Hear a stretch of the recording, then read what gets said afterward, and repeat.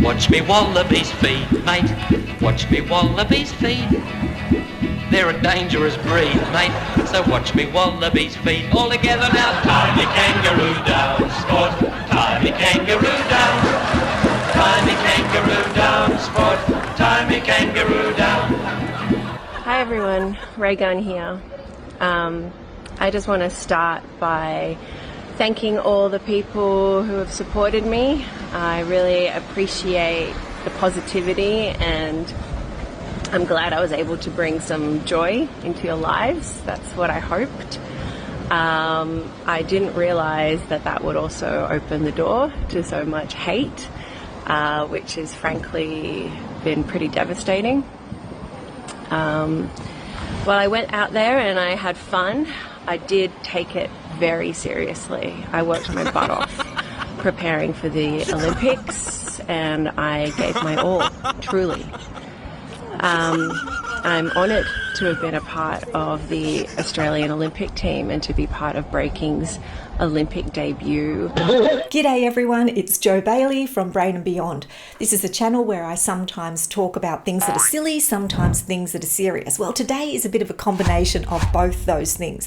And I'm here in my patriotic Australia shirt. It's not a breakdancing shirt, it's a cricket shirt, but it's going to do. I'm talking about Raygun. And I'm guessing you know who she is. She is our Australian national treasure who spun her way into Olympic history with her performance.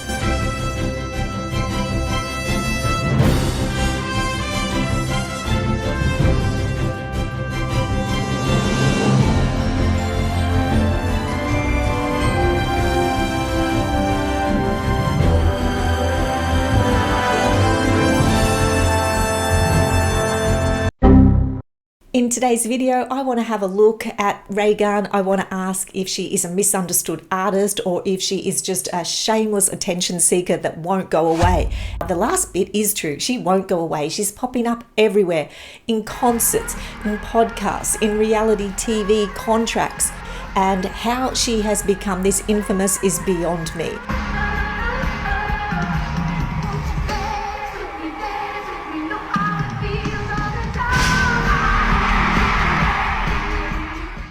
Well, let's start with the event that put Raygun on the map. And during her Olympic debut, instead of dazzling us with gravity-defying spins, she became gravity's best friend. Her performance wasn't just underwhelming, it was downright cringeworthy.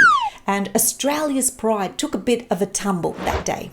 But instead of just disappearing or retreating into obscurity, Raygun leaned into this chaos, and now she is everywhere. And some people have just had enough. But from a psychological standpoint, I find Raygun's behaviour really fascinating. She's taken what a lot of people would think is a humiliating moment and she's turned it into a platform for self-promotion. And she's done this really well. She's making a lot of money out of this. There is a psychological phenomenon called impression management, and this is a strategy where people spin their failures to maintain a positive image, or at very least stay relevant. And Raygun, even after these months that have passed, is still very relevant. But is it all just a very clever PR stunt, or is there something else at play here? Studies show that some individuals thrive on attention, regardless of whether the attention is positive or negative. And we know that that kind of characteristic does align a lot of times with narcissistic tendencies. And we all know what narcissism is now. It's a pop trend in psychology. It's an intense need for validation, a craving for the spotlight, and a willingness to blur the line between fame and infamy. And for some people, they don't care. They don't care if they're infamous. They just want to be the star of the show.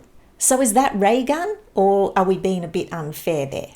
I guess another psychological principle that we could use to describe what's happened with Raygun is the principle of psychological reactance. When society criticised her Olympic performance, she may have felt this innate urge to push back and reclaim the narrative. It's a bit like saying, you think I'm a joke? Well, let me show you. Let me make a career out of it and show you. I mean, this strategy isn't new. There are so many reality TV stars that have used this psychological reactance and pushed back and made themselves famous. They may start with embarrassing moments, but they then capitalize on this and manage to turn those embarrassing moments into lucrative careers. Who's that one from Jersey Shore? Snooki? She went on from drunken antics to best-selling books, and she's made lots of money from it. Well, what's the difference here with Raygun? I think Raygun's antics come with the added weight of representing an entire nation on the world stage. And this, I think, is where it gets complicated, because Australians are known for their laid-back attitude, but also for taking immense pride in their sporting achievements. I mean, I love the cricket, and when you go to the cricket, there's such a great atmosphere. There's people drinking, there's larrikins, it's a really fun environment, but it's not the Olympic stage, and we are not the competitors. And I think Raygun's performance hit a nerve because it felt like a betrayal of our identity, where we really value sport. We really take it seriously, but we also have a lot of fun as the audience. The Olympics is a different stage completely. And I think Raygun's performance hit a nerve because it really felt like a betrayal of that identity. She was up on the Olympic stage, for goodness, and she was making a mockery not just of herself, but for what a lot of people say was the entire nation. It's as if the world saw Australia not as a land of athletic prowess, not as a land of athletic heroes, but as a punchline of one terrible bad dad joke. And now every time Raygun gets a microphone, it's like she's pouring more salt on that wound. And from a psychological point of view, this taps back into the construct of collective shame. And that's when one individual's actions reflect poorly on an entire group, or in this case, an entire nation. Australians have kind of felt that Raygun's media appearances aren't just about her, they're about us, the country as a whole. And for some, that's a really hard pill to swallow. So what can we make of Raygun? Look, on one hand, she is resilient. It takes a lot of guts to turn a very public failure into a media career.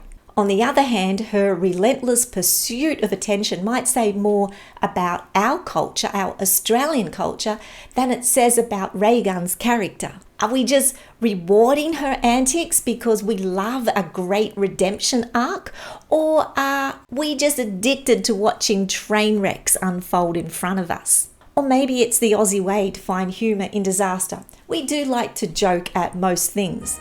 But one thing is for sure is Raygun has been a very divisive person in Australian history, and for the most part, the majority of Australians aren't standing with her.